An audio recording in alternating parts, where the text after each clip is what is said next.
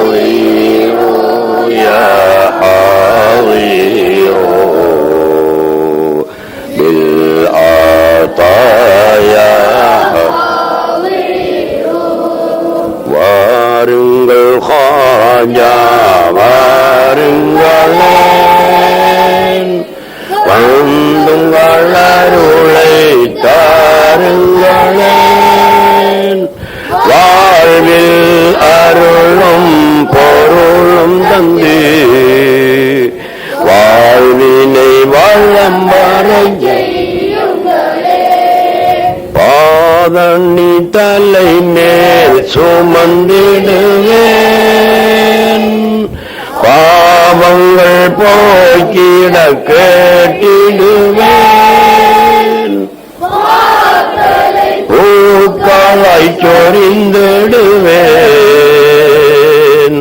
பாசத்தால் பனி போல் கண்ணிமை கொண்டுங்கள் வாசலை நான் கண்ணியமாக கூட்டிடுவேன் ஹாஜா மொய்னுத்தீன் அரசே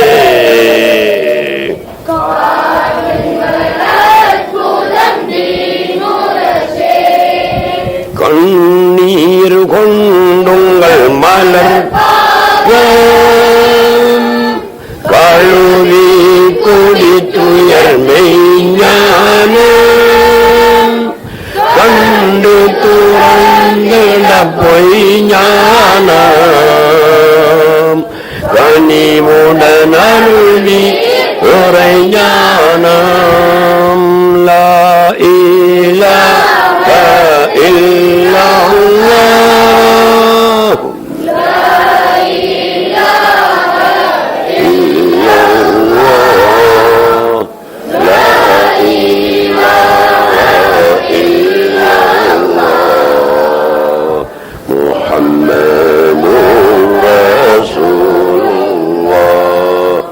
الحمدلله رب العالمين والصلاة والسلام على سيدنا محمد أشرف المرسلين وعلى آله وأصحابه وأزواجه وأهل بيته أجمعين أما بعد அன்புக்குரிய சகோதரர்களே, அல்லாஹ்வின் நல்லடியார்களே, ஞான வழி தோழர்களே,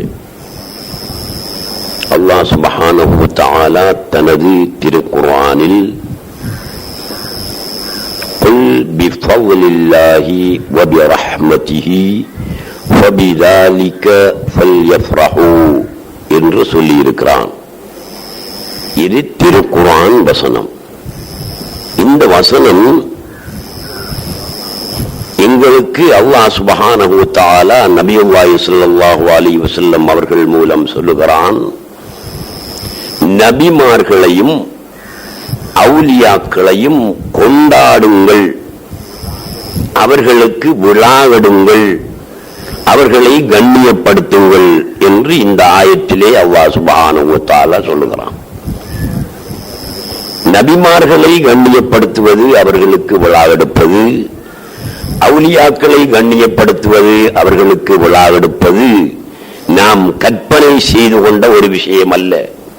அல்லாஹ் சுப்ஹானஹு வ தஆலா திருக்குர்ஆனிலே அழகாக சொல்லி இருக்கிறான். குல் முஹம்மதே, நீங்கள் சொல்லுங்கள், மக்களுக்கு சொல்லுங்கள், பிஃபضலில்லாஹி, அல்லாஹ்வின் கொடையை கொண்டும், வ பிரஹ்மதிஹி, அவன் செய்கின்ற ரஹ்மத்தை கொண்டும், அருளை கொண்டும், ஃபல்யஃப்ரஹூ, நீங்கள் சந்தோஷப்படுங்கள் என்று சொல்லுங்கள். அல்லாஹ் சுப்ஹானஹு வ தஆலா மனிதர்களுக்கு, எங்களுக்கு எத்தனையோ கொடைகளை வழங்குகிறான், எத்தனையோ ரஹ்மத்துக்களை தருகிறான்.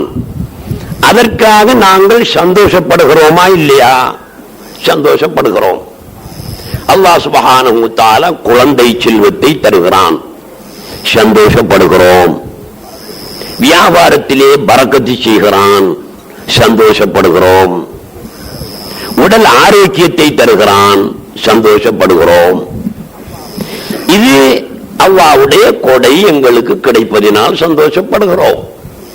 அவனுடைய ரஹ்மத்து எங்களுக்கு கிடைப்பதினால் நாங்கள் சந்தோஷப்படுகிறோம். நபிமார்களை அல்லாஹ் சுப்ஹானஹு வ தஆலா இந்த உலகத்துக்கு அனுப்பினானே, இது அவன் செய்த கொடையா ரஹ்மத்தா இல்லையா? கொடை, அது ரஹ்மத்து. அவுலியாக்களை இந்த உலகத்துக்கு அல்லாஹ் சுப்ஹானஹு வ தஆலா அனுப்பினானே, இது அவன் செய்த கொடையா ரஹ்மத்தா இல்லையா? கொடையும் தான் ரஹ்மத்தும் தான். அதற்காக நாங்கள் விழா எடுக்க வேண்டும், அவர்களை கண்ணியப்படுத்த வேண்டும், அதற்காக நாங்கள் சந்தோஷப்பட வேண்டும். அந்த சந்தோஷத்தை, அந்த மகிழ்ச்சியை நாங்கள் வெளிப்படுத்த வேண்டும். இது திருக்குர்ஆனுடைய ஆணை, இதுதான் உண்மை. ஆனால் ஒரு சில ஆக்கள், உலமாக்கள்ல ஒரு சில ஆக்கள் அவுலியாக்களுக்கு விழா எடுக்கக்கூடாது, நபிமார்களுக்கு விழா எடுக்கக்கூடாது, கந்தூரி கொடுக்கக்கூடாது, இது அவுலியாக்களுடைய பேர்களை சொல்லி வயிறு வளர்க்கிற வேலை, இப்படி என்றெல்லாம் பேசுறார்கள் அல்லவா? நம்ம ஊர்லயும் பேசுறாங்க. அது நம்ம ஊர் உலமாக்களும் கேட்டுக்கிட்டு தான் இருக்கிறாங்க. அவுலியாக்களுடைய பேரை சொல்லி வயிறு வளர்க்கிறேன்டா, இப்ப எங்கட வயிறெல்லாம் வேறத்தான மண்ணா இருக்கு, அங்கால போயிருக்கணும். ஏன் ஒரு வருஷத்துல 12-13 கந்தூரி நடத்தணும். அவுலியாக்களுடைய பேரால நடக்கிறோம். ஒவ்வொரு அவுலியாவுடைய பேரிலையும் ஒவ்வொரு ஷான் அளவு வேறு நீளமாக இருந்தாலும், வேறு வளர்ந்து இருந்தாலும், இதுவரை மன்னார் வரைக்கும் என்ன செய்யணும், வேறு வளர்ந்து போயிருக்கணும். இன்னைக்கு இந்த அவுலியாக்களை பேரை சொல்லி வயிறு வளர்க்கிற கூட்டம் உண்டு, அவுலியாக்களை கண்ணியப்படுத்துற கூட்டத்தை பற்றி சொல்றாங்களே, இவருடைய வயிறையும் எங்கட வயிறையும் கொஞ்சம் அளந்து பாருங்க, அதுதான் கொஞ்சம் பெருசா இருக்கும். அவன் தான் சாப்பாட்டுறாமன், நாங்க சாப்பாட்டுறாமன்கள் அல்ல. எங்களுக்கு தர நாரிசா கூட இங்க கொடுத்து போட்டு போறாங்க தான் நாங்க. அதனால அவுலியாக்களை கண்ணியப்படுத்த வேணும், அவுலியாக்களை மரியாதை செய்யணும், அவர்களுக்கு விழா எடுக்கணும். இதுதான் குர்ஆனும் ஹதீஸும். அப்படின்னா இந்த ஆக்கள்லாம் ஏன் அப்ப இப்படி சொல்லிட்டு இருக்கிறாங்க நீங்க யோசனை பண்ணி பார்த்தியா? குர்ஆன்ல இல்லாத்தியான்னு சொல்றான், குர்ஆன்ல இல்லத்தான் சொல்றான். ஏன் சொல்றான் தெரியுமா? இப்படி சொல்றான், ஒவ்வொருத்தனுக்கும் காசு வருது, சவுதி அரேபியாவிலிருந்து காசு வருது. இதுதான் ஹக்கு, சத்தியம், வேற பொய் சொல்லலனா, சத்தியமா காசு வருது. ஆக குறைஞ்ச கீழ்மட்டத்தில் உள்ள ஆளுக்கு 10,000 ரூபாய் வருது இலங்கை காசு. அப்ப அவன் என்ன செய்வான் தான், கந்தூரி உழுக்கிறதா உலியாக்களை கொண்டாடுற வயல் வளர்க்கிற வேலைன்னு சொல்லி வாழ்ந்தான். இல்ல இந்த 10,000 ரூபாய் இல்ல, கொஞ்சம் மேல் மட்டத்தில் உள்ள ஆக்களுக்கு 15-25 வரைக்கும் வருது. அந்த கூட்டம் தான் இந்த கூட்டம். அவன் அதை சொல்லலைன்னா அவனுக்கு அந்த மாதத்தில் அந்த சம்பளம் வராது. சவுதி அரேபிய அரசாங்கம் வஹாபிசத்தை வளர்க்கறதுக்கு ஒவ்வொரு நாட்டுக்கும் மபூது ஏஜென்ட்டுகளை அனுப்பி வச்சிருக்கி. இவனுக்கு அந்த ஏஜென்ட்டுகள் தான் அதுக்காக வேண்டி, காசுக்காக வேண்டி தான் இவன் சொல்றானே தவிர வேற அவனுக்கும் உள்ளால் உள்ளபடி மனசுல மனச்சாட்சி ஒன்று சொல்லும். இது குர்ஆன்ல இருக்குதான், ஹதீஸ்ல இருக்குதான். என்ன செய்ய, இது வருவாய் ஒன்று வந்துகிட்டு இருக்கி, அது கெட்டு போமே எங்கிறதுக்கு அவன் தான் சொல்றான். வேற அவனுக்கு விஷயம் விளங்காமலும் இல்ல. ஏன் அவனுக்கு குர்ஆனை பார்க்கானா இல்லையா, ஹதீஸ பார்க்கானா இல்லையா? பார்க்கத்தான் செய்யறான். இது சொல்றதுக்கு காரணம் இந்த வருவாய். ஆனா இந்த ஒண்ணு இந்த நம்ம ஊர்ல பள்ளிவாசல் ருஷ்டிமாருக்கு புரியுதில்லை. இந்த பள்ளிவாசல் எடுங்க, வஹாபிசத்துக்கு தான், வஹாபிகளுக்கு தான் ஒத்துபாவத இடம் கொடுக்கான். அவன் வந்து ரசூலுல்லாஹ் பத்தி எப்படி மோசமா பேசிட்டு போறான், அவுலியாக்களை எல்லாம் மோசமா பேசிட்டு போறான். இவன் பேசாம இருக்கான். இந்த பள்ளிவாசல் ருஷ்டிமாரு இடம் கொடுக்கான். ஏன்? இவர்களுக்கு விஷயம் தெரியல. மாதம் மாதம் இவன் சம்பளம் பெற்று கூலிக்கு மாரடிக்கிற கூட்டம் இது என்பதை புரியாமல் இருக்கிறார்கள். இன்னும் கொஞ்சம் உலமாக்கள் இருக்கிறாங்க நம்ம ஊர்ல, அவங்க சின்ன தொழிலமான ஆக்கள் தான், மௌலித் ஓதுறாக்கள், கத்தம் ஓதுறாக்கள், அவுலியாக்கள் கொண்டாடுற ஆக்கள் தான். ஆனா வஹாபிகள் பள்ளி வாசல்கள்ல இதை எதிர்த்து பேசுற நேரத்தில் பேசாம இருக்காங்க, விழிஞ்சு பிடிச்சிட்டு. வெளியே வந்ததுக்கு பிறகு அவன் கத்திட்டு போறான், நாம என்ன செய்யலாம் சொல்றான். போய் கேளுங்க இந்த உலமாக்கள் கிட்ட, ரசூலுல்லாஹ் பத்தி மோசமா பேசினாரு இன்றைக்கு மிம்பர்ல இருந்து இந்த மௌலவி, அவுலியாக்களை பத்தி மோசமா பேசினாரு, நீங்களும் பள்ளிக்குள்ளான இருந்தீங்க, ஏன் நீங்க விரும்பி கேட்கல, எது இருக்கல்ல என்று கேட்டா என்ன தம்பி செய்யற கத்திட்டு போறான், நம்முடைய வேலையை நாம பார்த்துக்கிட்டு போவோம் என்று சொல்லக்கூடிய உலமாக்களும் இருக்கிறார்கள். ஆகவே அன்புள்ள சகோதரர்களே, நான் உண்மையை சொல்லுகிறேன், சத்தியம் பண்ணி சொல்லுகிறேன். இந்த வஹாபிசம் என்பது, இந்த வஹாபிச வழிகேடு என்பது, இப்படியெல்லாம் சொல்லக்கூடியவர்கள் தங்களுக்கு மாதாந்தம் கிடைக்கின்ற வருவாய் சவுதி அரேபியா ரியால் மயக்கத்தில் கத்துற கத்துவையை தவிர வேற ஒன்றுமே இல்லை. ஏன்? அல்லாஹ் சுப்ஹானஹு வ தஆலா குர்ஆன்ல தெளிவாத்தானே சொல்றான். இதை விட தெளிவா எப்படி சொல்ற? உங்களுக்கு நான் எத்தனையோ கொடைகளை தந்திருக்கிறேன், எத்தனையோ ரஹமத்துக்களை செய்திருக்கிறேன், அதற்காக நீங்க சந்தோஷப்படுங்கள் என்று சொல்றான். நாங்க சந்தோஷப்படுறோம் தான். என்ன பிள்ளை பிறந்தா சந்தோஷப்படுறோம், ஏதாவது வருவாய்கள் கிடைச்சா சந்தோஷப்படுறோம். யாரெண்டான திடீர்னு ஒரு 10,000 ரூபாய் காசு கொண்டு வந்து அல்ஹம்துலில்லாஹ் சந்தோஷப்படுறோம். ஏன்? இதெல்லாம் கூட ரஹமத் என்று தான் சந்தோஷப்படுறோம். இந்த அவுலியாக்கள் அல்லாஹ் தஆலா அனுப்பினது, நபிமார்கள் அனுப்பினது கொடையா ரஹமத்தா இல்லையா? ரஹமத்து தானே, அது கொடைதானே. ஏன் அதற்காக நாங்கள் சந்தோஷப்படக்கூடாது? நாங்கள் சிந்தனை பண்ணி பார்க்க வேண்டும் சகோதரர்களே. காஜா நாயகம் ரலியல்லாஹு தஆலா அன்ஹு அவர்களுக்காக வேண்டி விழா எடுக்கிறோம். இவ்வளவு செலவிட்டு இவ்வளவு சந்தோஷமாக மகிழ்ச்சியாக இந்த நிகழ்ச்சியை நாங்கள் நடத்தி கொண்டிருக்கிறோம். ஏன்? சபைனாமன் தஜாஃபைதும் லிஜம்பிகுமு தாவுதுமு ஹாயிபன் தமான் லிரப்பிகுமு. 70 வருடங்கள் உறங்காதவர்கள் ஹாஜா நாயகம். 70 வருஷம் உறங்கல்ல. 70 நாள் உறங்காத ஒரு ஆள் காத்தாங்குடியில் இருந்தா நான் கொண்டாங்க நீங்க, அவருக்கு நான் மறுபடியும் அடுப்போம். 70 நாள் குறைஞ்சது, 70 நாள் அறவே உறங்காத ஒரு ஆள் காத்தாங்குடியில் இருந்தா நீங்க கொண்டு வாங்க, நாம் அவருக்கு இந்த செய்வோம் எடுப்போம். நீ அவர்கள் 70 நாள் உறங்காம இருக்கிறீண்டா? காஜா நாயகம் ரலியல்லாஹு தஆலா அன்ஹு அவர்கள் 70 ஆமன் தஜாவைத்தும் லிஜம்பிக்கும், உங்களுடைய படுக்கையை வெறுத்து விட்டீர்கள். 70 வருஷம். ததஜாஃபா ஜுனூபுஹும் அனில் மவாஜிஇ. சஹாபாக்களை பற்றி அல்லாஹ் சுப்ஹானஹு வ தஆலா சொல்லும்போது சொல்கிறான் குர்ஆனிலே, ததஜாஃபா ஜுனூபுஹும் அனில் மவாஜிஇ.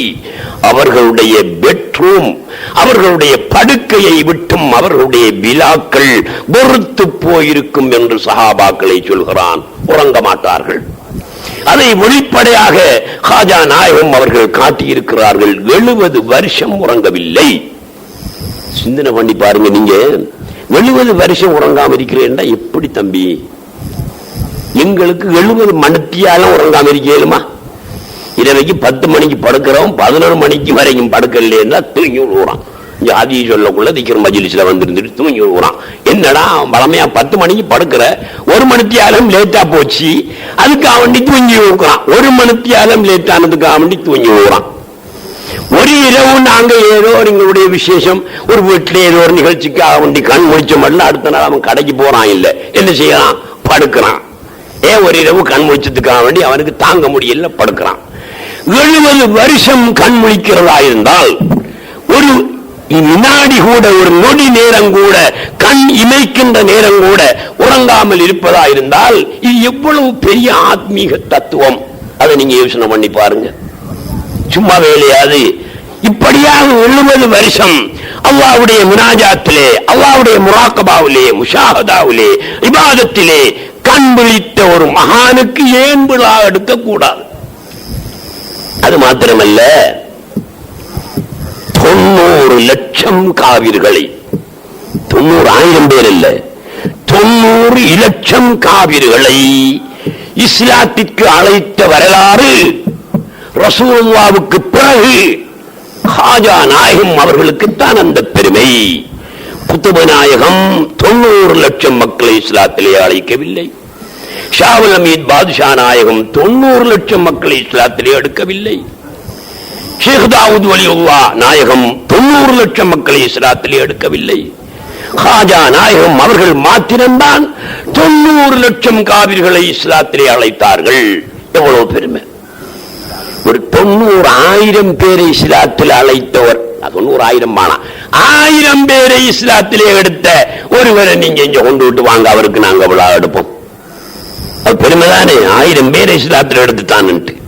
90 லட்சம் மக்களை இஸ்லாத்திலே எடுத்த ஒரு வலியுல்லாவுக்கு ஏன் விழா எடுக்கக்கூடாது சகோதரர்களே? அது மாத்திரமல்ல, ஹாஜா நாயகம் என்று சொல்லி சொல்லி ஏதோ ஒரு சின்ன மாதிரி எங்களுக்கு போயிட்டு ஹாஜா நாயகத்துடைய பெருமையை நாங்கள் நினைக்கும் போது அவருடைய பேரை சொல்வதற்கு கூட நாங்கள் தகுதியற்றவர்கள். சென்ற வாரம் 2 பாய்மார் வந்தாங்க கொழும்புல இருந்து. அவங்க ஒரு கல்யாணத்துக்கு வந்தாங்க காத்தாங்குடிக்கு. இங்க கரீம் நவாஸுடைய பிராஞ்ச் ஒன்று இருக்கிறாம் என்று கேள்விப்பட்டு இங்க வந்தார்கள். நாங்கள் அவர்கள் ஆதரிச்சு தெத்தனையெல்லாம் கொடுத்தோம். அவங்களும் காசு கட்டிட்டு அவங்க சொன்னாங்க, அஜ்மீருக்கு போறது சின்ன ஹஜ்ஜி என்று சொன்னார்கள். அஜ்மீருக்கு போறது சின்ன ஹஜ்ஜி என்று சொன்னார்கள். உண்மையிலேயே அது அவர்கள் சொல்லி நான் கேள்விப்பட்டதல்ல, அதை நான் உணர்ந்திருக்கிறேன். அஜ்மீரில் நிற்கின்ற நேரத்திலே அது சிறிய ஹஜ்ஜி என்பதை நான் உணர்ந்திருக்கிறேன்.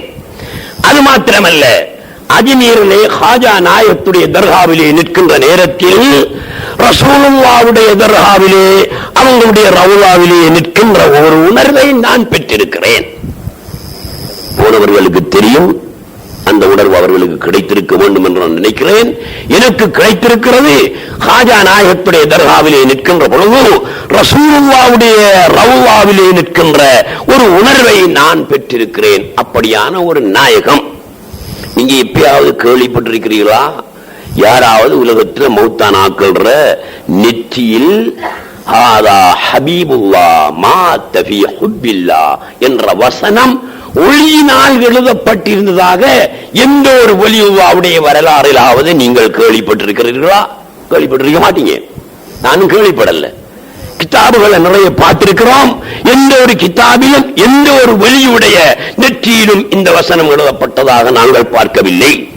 ஹாஜா முஈனுத்தீன் சிஷ்தி ரலியல்லாஹு தஆலா அன்ஹு அவர்களுடைய நெற்றியிலே ஹாதா ஹபீபுல்லா மாத்த ஃபீ ஹுப்பில்லா என்று ஒளியினால் எழுதப்பட்டிருந்தது. அந்த வசனம் இன்று ஹாஜா நாயகத்துடைய தர்காவிலே அவங்களுடைய கபர் ஷரீஃபுக்கு மேலே கிபிலா பக்கமாக ஹாதா ஹபீபுல்லா மாத்த ஃபீ ஹுப்பில்லா என்று எழுதப்பட்டிருக்கிறது. எப்படியான வல்லமையை பெற்றவர்கள் ஹாஜா நாயகம். 90 வயசு வரைக்கும் எவ்வளவோ வசதி இருந்தும் கூட எத்தனையோ செல்வந்தர்கள் கோடீஸ்வரர்கள் எல்லாம் காலடியில் வந்து சரணடைந்து எங்களுடைய மகளை திருமணம் செய்து கொள்ளுங்கள் என்று கெஞ்சி கேட்டும் கூட 90 வயது வரை திருமணம் செய்யாமலேயே ஹாஜா நாயகம் ரலியல்லாஹு தஆலா அன்ஹு அவர்கள் வாழ்ந்திருக்கிறார்கள். வாழ்ந்திருப்பார்கள் தானே. 70 வருஷமே உறங்காமல் இருந்தால் இபாதத்திலேயே இருந்திருப்பாங்க. அப்ப 90 வருஷம் வரைக்கும் அவங்க கல்யாணம் செய்யல. 90வது வயதிலே தான் அவர்கள் கல்யாணம் செய்தார்கள். அதுவும் 2 பெண்களை கல்யாணம் செய்தார்கள். ஒரு பெண் சாதாரண பெண், மற்றது அந்த நாட்டு மன்னனுடைய மகள். அவன் அன்பளிப்பாக கொடுத்தான், நாயகமே இவளை திருமணம் செய்து கொள்ளுங்கள், உங்களுடைய பரக்கத்து அருள் எனக்கு கிடைக்க வேண்டும் என்று கெஞ்சி நின்றான். ஹாஜா நாயகம் மறுத்து நின்றார்கள். அவன் விடவில்லை. அவனுடைய கஷ்டத்தை தாங்க முடியாமல் அரசனுடைய மகளை திருமணம் செய்தார்கள். ஹாஜா நாயகம் ரலியல்லாஹு அன்ஹு அவர்கள் 90வது வயதிலே திருமணம் செய்து 3 ஆண் குழந்தைகளை பெற்றெடுத்தார்கள். 90 வயசுக்கு பிறகு. 90 வயசுல எல்லாரையும் அசந்த பருவம் இல்லவா? கல்யாணம் முடிப்பானாவத்தேன் முடிக்க மதம் முடிச்சாலும் புள்ள போடுறது இயலாத ஒரு அசந்த பருவம், தூக்கத்தில் இருக்கிற பருவம். அந்த நேரத்தில் திருமணம் செய்த ஹாஜா நாயகம் அந்த நேரத்தில் வாலிபம் பிறந்தது அவர்களுக்கு. என்ன வாலிபம்? ஆத்மீக வாலிபம் பிறந்தது அவர்களுக்கு. அல்லாஹ்வுடைய ஷுஹூதை பெற்றார்கள். தொடர்ந்து 3 ஆண் குழந்தைகளையும் ஒரு பெண் குழந்தையையும் அவர்கள் பெற்றெடுத்தார்கள். ஹாஜா உயாவுத்தீன், ஹாஜா ஹுசாமுத்தீன், ஹாஜா பஹருத்தீன், ஹாஜா பிபி ஹாஃபிலா ஜமால் ஆகிய 4 பேர்களையும் பெற்றெடுத்தார்கள். ஹாஜா பஹருத்தீன் சிஷ்டி அவர்கள் சர்வாரிலே அடங்கப்பட்டிருக்கிறார்கள். அவங்க பக்கத்தில் அடங்கப்பட்டிருந்து அவங்க பெரிய கராமத்துகள் எல்லாம் காட்டி ஹாஜனாயும் பிரசி விட்டாங்க. இப்படி தெரிவிக்கவானா, நீங்க தள்ளி போங்க என்று. இன்னும் கொஞ்சம் தள்ளி போய் அடங்கப்பட்டாங்க. அங்கேயும் உட்கார்ந்துக்கிட்டு பல கராமத்துகள் எல்லாம் காட்டி மக்களுக்கு தொந்தரவா போச்சு. நாங்க இங்கேயும் இருக்குவானா மக்கள் வர முடியாத ஒரு இடத்தை பார்த்து போப்பா நீ போய் அங்க அடங்கப்பட்டுன்னு சொன்னாங்க. சர்வாருக்கு அந்த மலையில போய் அடங்கப்பட்டிருக்கிறார்கள். காஜாநாயகத்திடத்துல போகக்கூடிய அளவுக்கு மக்கள் அங்க போக மாட்டாங்க. என்ன 50-55 கிலோமீட்டர் போகணும், ஒரு பயங்கரமான ரோட்ல போகணும், ஒரு மலையில தான் அவங்க அடங்கப்பட்டிருக்கிறாங்க. அதிகம் பக்தி உள்ளவர்கள் மட்டும்தான் அங்க போவாங்க. நானும் பல தடவை போயிருக்கிறோம். அங்கே அடங்கப்பட்டார்கள் ஹாஜா பஹருத்தீன் சிஷ்டி, ஹாஜா உயாவுத்தீன் சிஷ்டி மத்த மகன். ஹாஜா நாயகத்துக்கு பக்கத்துல கொஞ்சம் தள்ளி அடங்கப்பட்டிருக்காங்க, அவங்க தர்பாரில் தான் பக்கத்தில் அடங்கப்பட்டிருக்காங்க. ஹாஜா ஹுசாமுத்தீன் சிஷ்டி மத்த மகன் அபுதால். எங்கே போனார்கள், எங்கே அடங்கப்பட்டார்கள், மௌத்தானார்களா ஹயாத்தோடு தான் இருக்கிறார்களா என்ற வரலாறு தெரியாது. ஹாஜா பிபி ஹாஃபிலா ஜமால், அவங்களுக்கு பிபி ஹாஃபிலா ஜமால் என்று ஏன் பேர் வந்து என்ன, ஹாஃபிவா அண்டா ஹாஃபிவங்கமே ஹாஃபிசங்கமே அந்த சொல்ல உள்ளதான் ஹாஃபிவா என்று சொல். அவங்க பிறந்த உடனே குர்ஆன் ஓதிருக்காங்க. எப்படி ஓதிருக்காங்க? ஏன் பிஸ்மில்லாஹிர் ரஹ்மானிர் ரஹீம் என்று சொன்னியா? இல்ல, 30 ஜுஸையும் ஓதி முடிச்சிருக்காங்க பிறந்த உடனே. எவ்வளவு பெரிய ஒரு பாக்கியம். ஷாஜஹான் மன்னர், அவர் அந்த நாட்டு மன்னர் அரசர். அவருடைய மகள் காஜாநாயகத்துடைய பையத்து கொடுக்கிறதுக்கு காஜாநாயகம் பின்வாங்கி அரசு வரம்பையில் உள்ள ஆளுநர் கொடுக்கறல என்று சொல்லி கடைசியில ஷாஜஹானுடைய மிக வேண்டுதலுக்கு இணங்க பையத்து கொடுத்து அவங்க முரிதா போயிட்டாங்க. காஜாநாயகத்துடைய முரிதா போயிட்டா ஷாஜஹான் மன்னருடைய மகள். அவை அடக்கி வச்சிருக்கி. எங்க அடக்கி? 100க்கு 99% தெரியாது, அங்க போறவங்களுக்கு தெரியாது செய்தி. நானும் எத்தனை தரம் போயிருக்கேன், 10-12 தரம் போயிருக்கிறேன். இந்த பயணம் போயிட்டா அதுவும் எனக்கு தெரியும். காஜா நாயகத்துக்கு பக்கத்தில் அடக்கப்பட்டிருக்கிறார் ஷாஜஹான் மன்னருடைய மகள், அவங்களோட முறித புள்ள. அடக்கி ஷாஜஹான் மன்னர் எத்தனையோ கோடி ரூபாய் பெறுமதியான ரத்தின கல்ல பதிச்சு வச்சுட்டான் அந்த ஜியாரத்தில், அவட ஜியாரத்தில். அது யாரும் சரி திருடிட்டு போயிடுவான் என்ற பயத்தில் உள்ளுக்கு கபரை வச்சு வளர்ச்சி சுவர் கட்டி போட்டாங்க. 4 பக்கமும் சுவர், மேலுக்கு பிளேட் போட்டிருக்கு. அது ஜியாரம் என்று தெரியாது ஆக்களுக்கு, ஏதோ ஒரு ரூம் கட்டியிருக்கிற மாதிரி தான் தெரியும். அங்குள்ள ஆக்களோட நெருங்கி பழகிற நேரத்தில் தான் விஷயம் புரியும், இப்படியான விஷயம் என்று. அப்படி ஹாஜா நாயகத்துடைய நாங்க ஹாஜா நாயகம் என்று ஓடி சொல்றோம். அண்டை குத்தம் வந்து கேட்கான், ஹாஜாட கந்துரிய பேன்னு கேட்கான். டே உண்டமான என்னடா மச்சின காய்க்க மாதிரி காய்க்கான். ஹாஜா நாயகம் என்று கேட்டா காஜாட கந்துரியண்டா என்னடா நீ காய்க்கிறாய்? நான் ஏசி அனுப்பிவிட்டேன், அரிசி பே கொண்டு கொடுக்கணும், அதுக்கு தான் கேட்டேன்னு கேட்டான். சரி, காஜா நாயகத்துடைய கந்துரிய பேன்னு கேளு, காஜாட கந்துரியண்டா உங்க மச்சனாங்க காஜா நான் ஏசி விட்டேன். அப்ப என்னது, நாங்க காஜான்னு சொல்லி அது சர்வ சாதாரணமா போச்சு. அப்படி இல்லை, அந்த பேரை சொல்றதுக்கு கூட நாங்க தகுதி இல்ல வாக்கள். அவங்களோட நிலைமைகளை நாங்க பாக்குற நேரத்தில் இப்ப சென்ற வருஷத்துக்கு முந்தின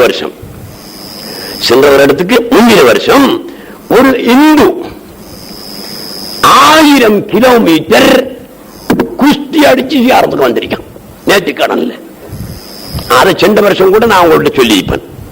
குஸ்தி அடிச்சோன்னா பெல்ட் அடிச்சு 2 காலையும் தோல்ல போட்டு இப்படி அடிச்சு வந்திருக்கான். 1000 கிலோமீட்டர் நேத்தி கடன். அவன் வந்த ரோட்ல நான் வந்துகிட்டு இருந்தேன். பயங்கரமான பெரிய ரோட், அது ஹெவி வாகனம் போற ரோட்டு, ஹெவி ரோட். அந்த ரோட்ல வந்துட்டு இருக்கும் போது என்னோட வந்த அந்த அஜ்மீர் சாஹிப் அவங்க சொன்னாங்க, இந்த ரோட்ல அவன் குஸ்தி அடிச்சு வந்த ரோட்டு சொன்னாங்க. ரோட்டை பார்த்தா பயங்கரமான வெயில், ஒரு நிமிஷம் கூட நாங்க அந்த ரோட்ல நிக்க மாட்டோம், அப்படியான வெயில், பாலவன ரோட். அதுல அவன் குஸ்தி அடிச்சு வாரேண்டா, ஒரு வினல் இல்ல, ஒரு வீடு வாசல் இல்ல, வினலுக்கு போய் ஒரு மற்றும் கடையிலேயோ ஒரு மரத்துக்களையோ உட்கார்ந்துக்கிறதுக்கு இல்ல. அப்ப அந்த வெயில அவன் அடிச்சு வந்திருக்கிறான். ஆமண்டா எப்படியான ஒரு பக்தி அந்த இந்துக்கு ஏற்பட்டிருக்கிறது. சென்ற மாசம் நீ பேப்பர்ல பாத்தீங்களோ என்னமோ தெரியல, ஒரு தகப்பன் மகனுக்கு நேர்ச்சி செய்திருக்கிறான். என்னுடைய மகன் 24 வயதானவுடன் காஜா நாயகத்துடைய கஞ்சி காய்ச்சல் சட்டிக்குள் அவனை பாய்ந்து சாக வைப்பேன் என்று முராது வச்சான். உள்ள புறந்துட்டு 24வது வயசு. சென்ற மாத பேப்பர்ல நீங்க பார்த்திருக்கணும், இந்த பேப்பர் பேரவையில் இருக்கணும், எடுத்து பாருங்க. 24 வருஷம், 24 வயசான போது பாப்பா சொன்னா, மகன் நான் இப்படித்தான் நேர்ச்சி செய்த, அவங்களுடைய கஞ்சி காய்ச்சுற சட்டிக்குள்ள கொதிச்சு கொண்டிருக்கிற நேரம் நீ பாய்ந்து மௌத்தாக வேணும், அவர்களுக்காக உன் உயிரை கொடுக்க வேணும் என்று நான் நேர்த்து செய்தேன், நீ பாய்வதற்கு ஆயத்தமா என்று கேட்டபோது ஆம் என்று சொல்லி கொதிக்கிற அந்த சட்டிக்குள்ள வந்து பாய்ந்து அவர் மௌத்தா போயிட்டார். சென்ற மாசம் நடந்த விஷயம். அப்ப இந்துக்களுக்கு எவ்வளவு பக்தி ஹாஜா நாயகம் ரலியல்லாஹு தஆலா அவங்க மீது இருந்து வருகிறது. எங்களுக்கு பெருமதி தெரியாது. சீக்கியன் என்றாலே முஸ்லீம்களை அறுக்கிற, முஸ்லீம்களை கண்ட கொலை செய்கிற எண்ணம் உள்ளவன் தான் சீக்கியன். தலைப்ப கட்டுறானே, தாடியை சுத்தி வலை போட்டு தலைப்ப கட்டுறானே, இவன் சீக்கியன். இவன் எங்க சரி முஸ்லீமை கண்டா அறுத்து போட்டு தான் அவன் தாடியை இறக்குவான். அப்படியான வைராக்கியம் உள்ளவன்கள் ஹாஜா நாயகத்துடைய தர்பாருக்கு வந்தா அங்க ஒரு சட்டம் உண்டு. ஹாஜா நாயகத்துடைய தர்பார்ல ஆணோ பொண்ணோ தலை மூடித்தான் போகணும். தலையில கையிலஞ்சாலும் போட்டுட்டு தான் போகணும், இல்லாட்டி உள்ள விட மாட்டாங்க, அனுமதிக்க மாட்டாங்க. ஒரு ஷாவுல் நாயமா பாத்ஷா அவங்களோட தலையை திறந்துட்டு போகலாம். வேற வேற அவலியாக்கள் இதுக்குள்ள நாயகத்துடைய ஜாரத்துக்குள்ள கூட தலையை திறந்துட்டு போகலாம். ஹாஜா நாயகத்துடைய இடத்துல தலை சுரந்து போகல, தலையை மூடித்தான் போகணும். அப்ப அவன் வருவான். அப்ப அவன் தலை பார்த்தான கட்டிப்பான் சீக்கியன், பிரச்சனை இல்லை. அவன் புஞ்சாதிமார்கள் புள்ள குட்டிகளை எல்லாம் கூட்டிட்டு வருவான். வந்த உடனே வெளியில நின்று சொல்லுவாங்க அந்த தர்கா அதிகாரிகள் தலையை மூடித்தான் போகணும் என்று. அவர்களுக்கு ஒரு மாதிரி அப்பவும் தலையை மூடி போறதுக்கு ஒரு பக்கம் மாதிரி. உள்ளே போக வேண்டும் என்றால் மூடித்தான் ஆக வேண்டும். கடைசியில அவளும் தொப்பி வச்சிருக்காங்க, அங்க வெளியில போட்டுட்டு போய் கலத்தி கொண்டு வந்து வைக்கலாம். அந்த தொப்பியை போட்டுக்கிட்டு தான் அங்க போவாள் உள்ளுக்கு. என்ன செய்யறான் அந்த சீக்கியம் போய் ஹாஜா நாயகத்துடைய அந்த பாதரட்சை இருக்கிறதே அதை எடுத்து தலையில வச்சு அப்படியே தியானத்துல இருக்கான். அந்த நேரத்தில் நாங்க பார்த்துட்டு கண்டான தண்ணி வரும். ஆத்மீகத்துக்கு மத்தியில சரணடைகிறது சகலதும், விலாயத்துக்கு முன்னாலும் சகலதும் சரணடைகிறது என்கிற உண்மையை பார்க்கக்கூடியதாக இருக்கும்.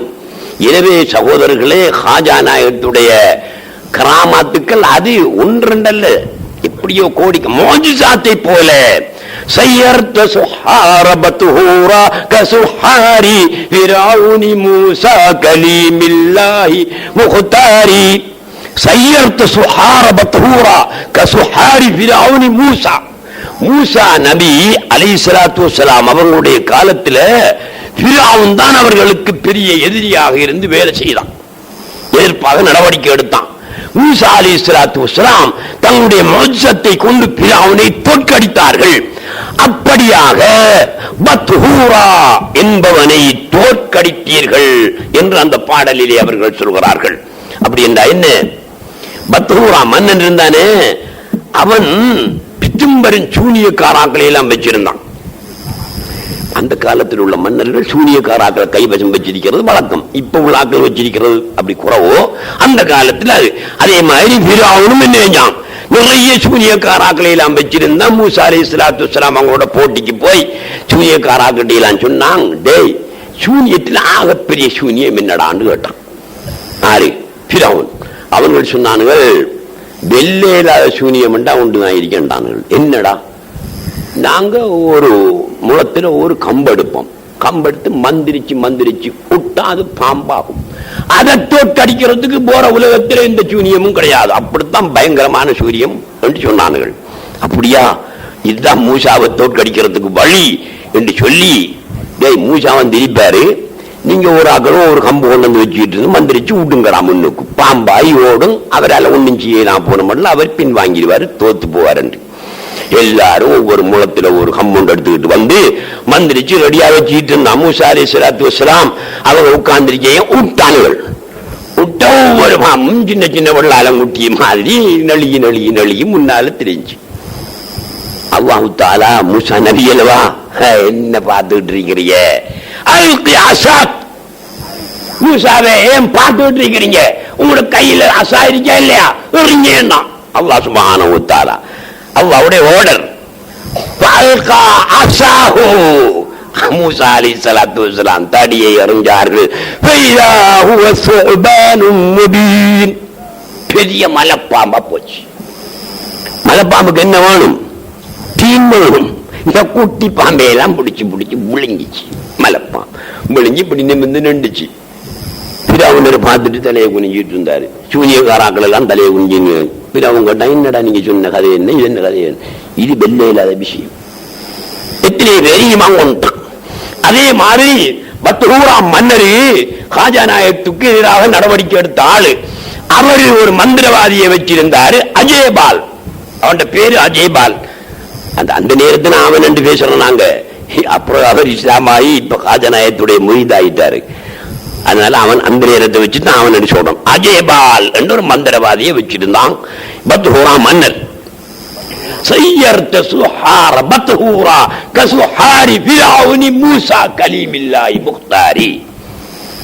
அவன் எப்படி செய்வான் அந்த அஜேபால்?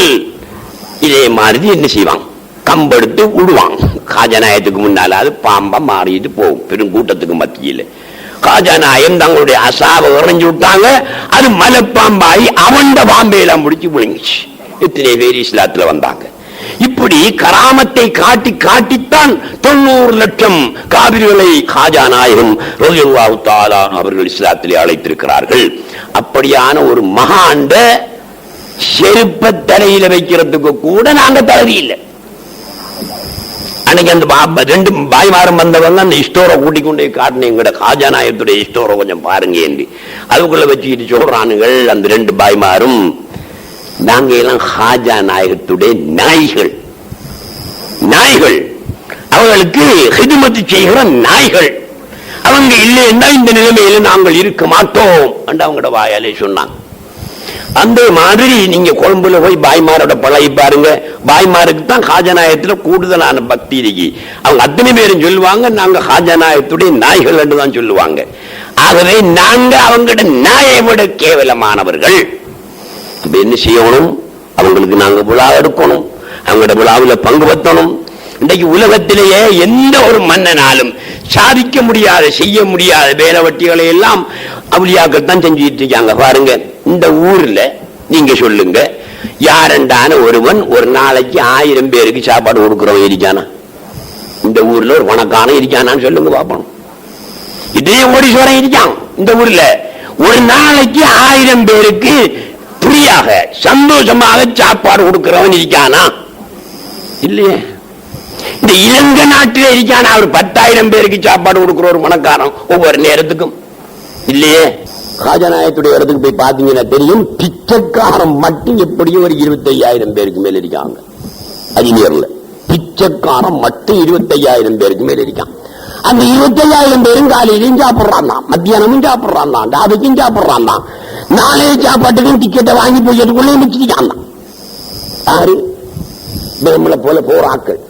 நேற்று கடவுள நாங்க போறோம் என்று வச்சுக்கோமே, நான் நேர்ந்துகிட்டு போறேன் காஜாநாயகத்துடைய இடத்துல நான் ஒரு 50 பேருக்கு சாப்பாடு வாங்கி கொடுப்பேன் நேர்ந்துகிட்டு போனா, அங்க ஹோட்டல்ல ஒவ்வொரு ஹோட்டல்லையும் 10 ரூபா சாப்பாடு டிக்கெட்டு, 15 ரூபா சாப்பாடு டிக்கெட்டு, 20 ரூபா டிக்கெட், 25 ரூபா டிக்கெட், 30 ரூபா டிக்கெட் டிக்கெட் வச்சிருக்கான்.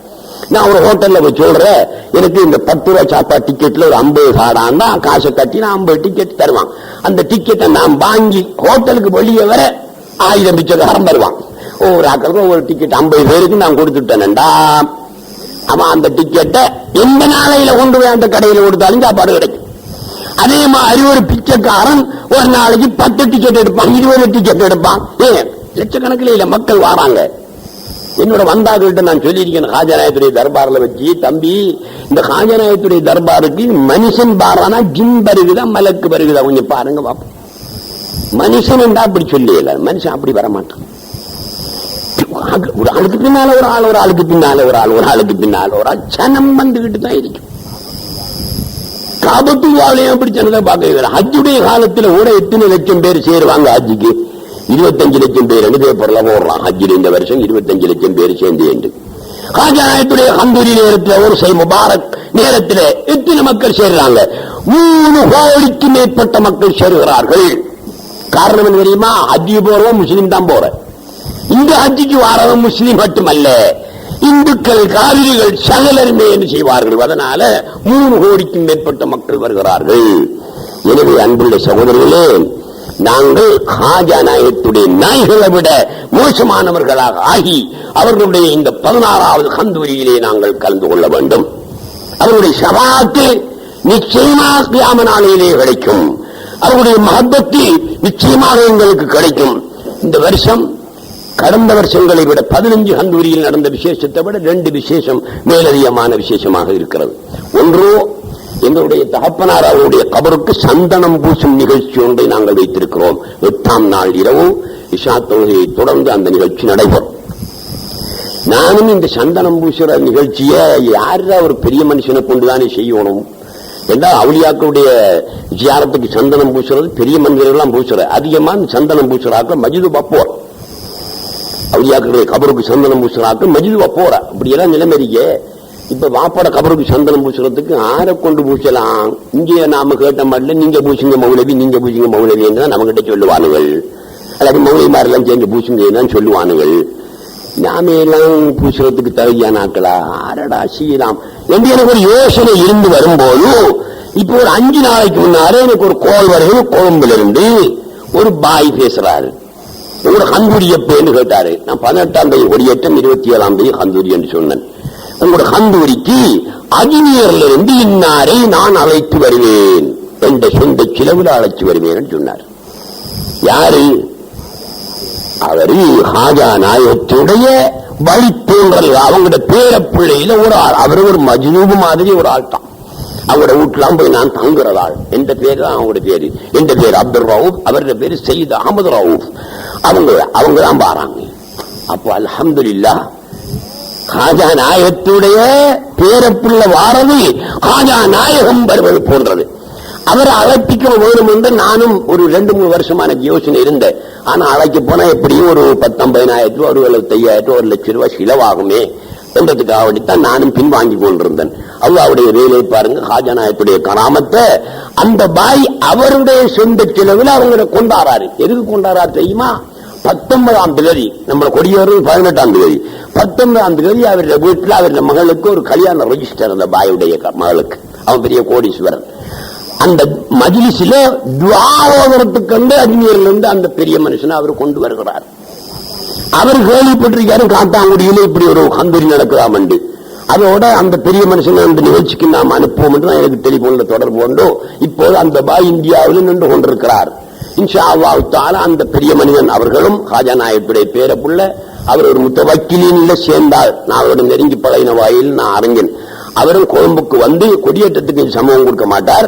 கொடியேற்றி 2 அல்லது 3 தினங்களிலே, இன்னும் திகதி நிச்சயிக்கப்படவில்லை, நிச்சயித்ததுடன் நாங்கள் உங்களுக்கு அறிவிப்போம். அந்த திகதியிலே அவர் இங்கே வந்து பாப்பாவுடைய கபருக்கு சந்தனம் பூசி கந்தூரி வரைக்கும் இங்கே நின்று அந்த நிகழ்ச்சிகள் அனைத்திலும் அவர்கள் கலந்து கொள்ளக்கூடிய ஒரு விசேஷமும் இந்த வருஷம் இடம்பெற இருக்கிறது. எனவே அன்புள்ள சகோதரர்களே, நீங்கள் தொண்டராகாதவர்கள் ஹாஜா நாயகத்துடைய கந்தூரி தொண்டராகுங்கள். அதுல பரக்கத்து உண்டு. கியாம நாளையிலே எங்களுக்கு அதிலே ஒரு சலுகை நிச்சயமாக கிடைக்கும். தொண்டராகிக் கொள்ளுங்கள். அதை அடுத்து எதிர்வரும் வெள்ளிக்கிழமை 18ஆம் தேதி அசர் தொழுகைக்கு பிறகு கொடி சென்ற வருடத்தை போல ஊர்வலமாக வரும். இந்த ஊர்வலத்தில் தௌஹீத்வாதிகளாயிருக்கிற ஒவ்வொருவரும் நீங்க கலந்து கொள்றது கடமை என்பதை நீங்கள் வழங்கிக் கொள்ள வேண்டும். நமக்கு என்ன போராக்கள் போட்டு நாம நிற்போம் பள்ளி அடியே நினைக்க வேணாது. அல்லது நாளைக்கு நிகழ்ச்சியில கலந்து கொள்வோம், அது ஊர்வலம் போயிட்டு வாராக்கள் வரட்டும் நினைக்க வேணாது.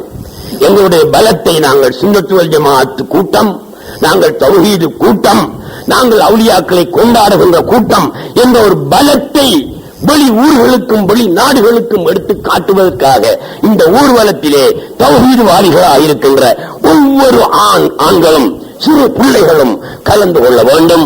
அதை நாங்கள் வீடியோ எடுப்போம், இலங்கை முழுவதிலும் பரப்புவோம், வெளிநாடுகளுக்கும் அனுப்ப வேண்டி இருப்பதனால் நீங்கள் அந்த ஊர்வலத்தில் கட்டாயம் கலந்து கொள்ள வேண்டும். ஊர்வலத்தில் கலந்து கொள்ளும் போது சென்ற வருடத்தை போல் பாபாமார்கள் 15 பேர் பாபா அடித்து போவார்கள், தகரா அடித்து போவார்கள். ஒருவர் பெரிய கொடியை ஏந்தி போவார். அதில் கலந்து கொண்டு போகக்கூடிய 1000 பேர்களுக்காக 1000 கொடிகள் நாங்கள் தயார் பண்ணி இருக்கிறோம். ஒவ்வொருவருடைய கையிலும் சிறிய சிறிய கொடி தருவோம். இந்த அளவிலான சிறிய கொடி தருவோம்.